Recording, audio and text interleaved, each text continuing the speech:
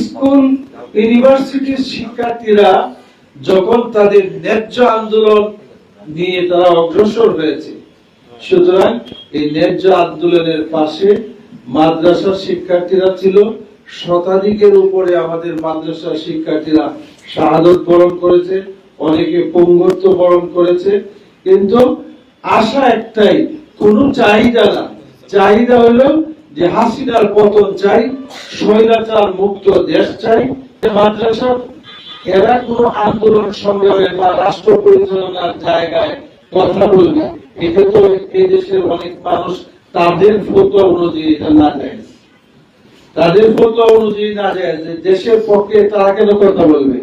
তাদেরকে আমরা মিলাদে দাওয়াত দিব, সুন্দর সুরে সুরিলা কণ্ঠে মিলাদ পড়বেন, দেওয়ার সময় ওনাদেরকে কিছু হাদিয়া দিয়ে দিব, ওনারা এতে সন্তুষ্ট থাকবে। জুমাবারে বয়ান করবেন, কবরের নিচের কথা বলবেন, কিন্তু ঘুষ খাইলে কি হয়, সুদ খাইলে কি হয়, তারপরে বেইনসাফি রায় দিলে কি হয়, এই সমস্ত কথা বলবেন কেন? এগুলো বললে তো আমাদের গায়ে লাগে। আন্দোলন তো হঠাৎ করে তৈরি হয়ে যায় না, আর আন্দোলনের গতি হঠাৎ করে বেড়ে যায় না। মানুষের মনের মধ্যে তীব্র একটা ক্ষোভ তৈরি হয়েছে শেখ হাসিনার প্রতি, তার শাসন, তার জুলুমের প্রতি। কোটা বিরোধী আন্দোলনে হাসিনার পতন হয়ে যাবে এটা তো মনে করার কোনো কারণ নেই। সম্পূর্ণ শক্তি তার হাতে ছিল এবং দমন করার মতো সবকিছুই তার হাতে ছিল। কিন্তু আসলে একটা কথা, এটা আমরা বিশ্বাস করি, ধারণ করি সব সময়, যে মানুষ যখন অন্যায়, অবিচার, অত্যাচার, নির্যাতন, মজদুরের আহাজারি সবকিছু যখন একত্রিত হয়, তখন আল্লাহ পাকের পক্ষ থেকে তার পতনের একটা ছোট্ট একটা অজুহাত তৈরি হয়ে আসে, যে অজুহাতের মধ্যে পতন হয়। আমরা মনে করি যে সেই অজুহাত, যে অনেকেই বলেছেন যে এই আন্দোলন তো অনেক আগের থেকে ধীরে ধীরে শেখ হাসিনার প্রতি মানুষের একটা অবজ্ঞা, অনাস্থা, যে মঞ্জুর ভাই যে বললেন যে কয়েকটা নির্বাচন সে করলো, এই নির্বাচনের জনগণের কোনো অংশগ্রহণ ছিল না, জনগণের ক্ষোভ ছিল যে আমরা আমাদের এই দেশের যেই সংবিধান নিয়ে তারা কথা বলে, সেই সংবিধান অনুযায়ীও কিন্তু সেই সমস্ত নির্বাচন হয় নাই। এমত অবস্থায় 36 দিনের আন্দোলনের শুধু হাসিনার পতন হয় নাই, দীর্ঘক্ষণ যেটা জমাট ছিল, এইটা দেখছেন যে আপনারা, যে জুলাইয়ের বিভিন্ন স্পটে আমাদের শিক্ষার্থীরা তারা শাহাদত বরণ করেছে। আমাদের শিক্ষার্থীদের বক্তব্য ছিল কি, যে আমাদের পিছনে ফিরে যাওয়ার কোন সুযোগ নাই, পিছনে পুলিশ আর সামনে হইলো আমাদের স্বাধীনতা, সুতরাং স্বাধীনতার দিকে আমাদের অগ্রসর হইতে হবে। এগুলো কিন্তু অনেক শিক্ষার্থীদের বক্তব্য। এই জন্য এই আন্দোলনে মাদ্রাসা শিক্ষার্থীরা যেমন শরীক ছিল, আমাদের রাজনীতিবিদরা তাদেরকে বিভিন্নভাবে সহযোগিতা করে, তাদের সাহায্যকে এই আন্দোলনকে হাসিনা শিশুকালেই এই আন্দোলনকে তারা দমন করতে পারে না। আন্দোলনকে নিঃশরীর করার জন্য দরকার, এটা আমাদের রাজনৈতিক নেতৃবৃন্দ, দেশের সচেতন মহল, দেশপ্রেমিক নাগরিক এবং সাংবাদিক সবারই সহযোগিতা ছিল আমি মনে করি।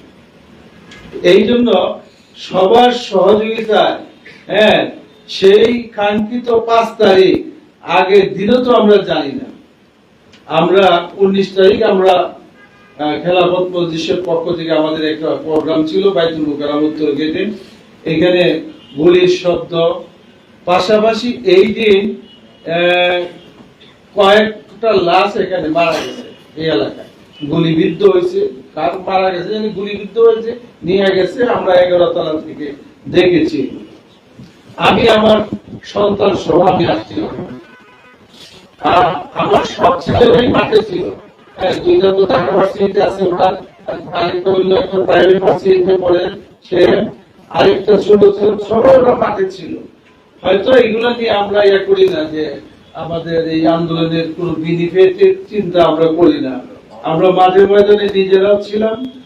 এই জন্য মাদ্রাসার শিক্ষার্থীরা ছিল, স্কুল ইউনিভার্সিটির শিক্ষার্থীরা যখন তাদের ন্যায্য আন্দোলন নিয়ে তারা অগ্রসর হয়েছে, সুতরাং এই ন্যায্য আন্দোলনের পাশে মাদ্রাসার শিক্ষার্থীরা ছিল। শতাধিকের উপরে আমাদের মাদ্রাসার শিক্ষার্থীরা শাহাদত বরণ করেছে, অনেকে পঙ্গুত্ব বরণ করেছে। কিন্তু আশা একটাই, কোনো চাহিদা না, চাহিদা হলো যে হাসিনার পতন চাই, স্বৈরাচার মুক্ত দেশ চাই, এবং এরপরে বোঝাপড়া হলো হাসিনা বিদায় হয়ে গেল, আমরা আমাদের অন্তর্বর্তীকালীন একটা সরকার প্রতিষ্ঠা করলাম।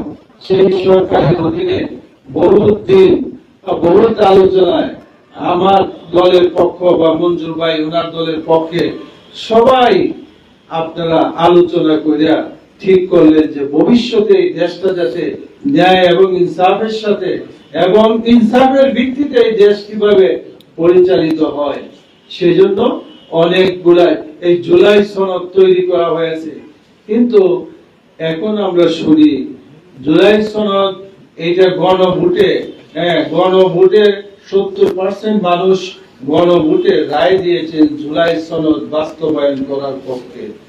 কিন্তু যারা এখন ক্ষমতাসীন হয়েছেন তারা ভাবছেন, তারা এইটাকে মনের প্রাণে চায় না, এই জুলাই সনদ তারা বাস্তবায়ন করতে চায় না। খুশি করছে, বিভিন্ন কথা বলছে, কেউ বলছেন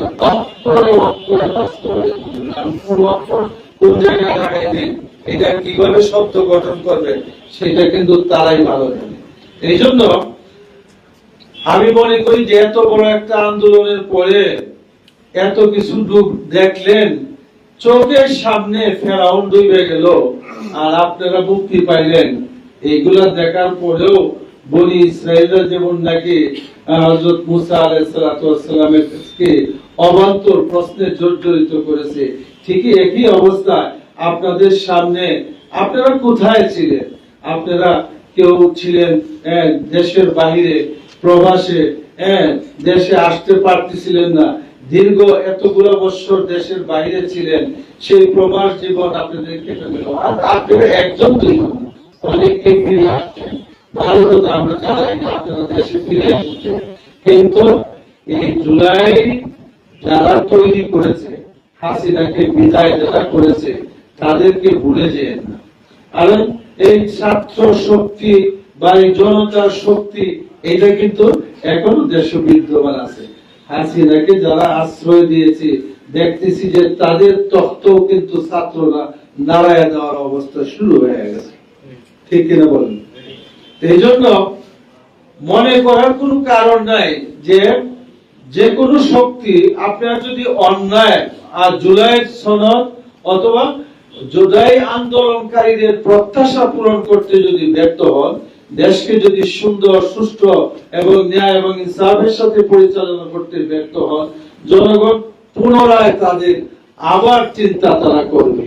আপনারা মনে করবেন যে ওইভাবে আমরা অনেকদিন চালিয়ে যাব, কিন্তু শেষ রক্ষা কিন্তু হয় না। আজকে আমরা আন্দোলন এখনো যেন আমরা মাঠে থাকার কথা না, কিন্তু আমরাও এখনো মাঠে আছি যে জুলাই সনদ এটা বাস্তবায়িত করেন, যাতে ন্যায় এবং ইনসাফের সাথে দেশ পরিচালিত হয়। দেশের যে কাঠামোগত যে পরিবর্তনের যেগুলা সকলের সুচিন্তিত মতামত গুলাকে একত্রিত করে যে এইভাবে চললে দেশ ভালো চলবে, সবাই ভালো, শুধু আপনি ক্ষমতায় থাকবেন, এই জন্য তো আমরা এই জুলাই আন্দোলন হয় নাই এবং ছাত্র জনতা রক্ত দেয় নাই। সুতরাং মনে রাখতে হবে এইগুলা আমাদের। আমি মনে করি এবি পার্টি এটা বিশেষভাবে যে একটা আলোচনার ব্যবস্থা করছে, মাদ্রাসা ছাত্রদের অবদান, এটা তো আমরা সবসময় ভুলে থাকি। আরেকটা জিনিস আমরা সবসময় মনে রাখি যে মাদ্রাসা এরা কোন আন্দোলন সংগ্রামে বা রাষ্ট্র পরিচালনার জায়গায় কথা বলবে, এটা তো এই দেশের অনেক মানুষ তাদের ফতোয়া অনুযায়ী এটা না যায়, তাদের ফতোয়া অনুযায়ী না যায় যে দেশের পক্ষে তারা কেন কথা বলবে। তাদেরকে আমরা মিলাদে দাওয়াত দিব, সুন্দর সুরে সুরিলা কণ্ঠে মিলাদ পড়বেন, দেওয়ার সময় ওনাদেরকে কিছু হাদিয়া দিয়ে দিব, ওনারা এতে সন্তুষ্ট থাকবে। জুমাবারে বয়ান করবে, কবরের নিচের কথা বলবেন, কিন্তু ঘুষ খাইলে কি হয়, সুদ খাইলে কি হয়, তারপরে বেইনসাফি রায় দিলে কি হয়, এই সমস্ত কথা বলবেন কেন? এগুলো বললে তো আমাদের গায়ে লাগে, কারণ আমরা এই কাজগুলা করি। তারা মনে করে দেখেন এইগুলো তো আমাদের কথা না, কোনো আলেমুল আমাদের কথা না, ভিন্ন ভাবে তাদেরকে দেখা হয়। বিগত 15 বছর লিবাস মানে কোনো আলেমুল আমাদেরকে আলেমুল আমাদের লিবাসে মানুষকে বিভিন্ন মানে ওই বিভিন্ন ভাবে তাদের চরিত্র হরণ করা হয়েছে, এটা আমি বলি এক শব্দে। এই জন্য এইগুলা করবেন না, দেশ সুন্দরভাবে পরিচালিত হোক এবং জনগণের প্রত্যাশার মতো হোক, এবং সকলের আন্দোলন যেটা আজকে এবি পার্টি স্মরণ করেছে, এগুলা ইতিহাস আছে যে এই ওই আমরা যদি দেখি যে ব্রিটিশ বিরোধী আন্দোলন থেকে নিয়ে বাংলাদেশের স্বাধীনতা সংগ্রামে কিছু মানুষ পক্ষে ছিল, বিপক্ষে ছিল, সেটা আলাদা ব্যাপার, কিন্তু দেশের পক্ষে ছিল সবাই। সেজন্য আমরা মনে করি আমরা এই দেশকে এগিয়ে নেওয়ার জন্য ছাত্র জনতা যে ত্যাগ করেছে, সেই ত্যাগের মূল্য দিতে হবে।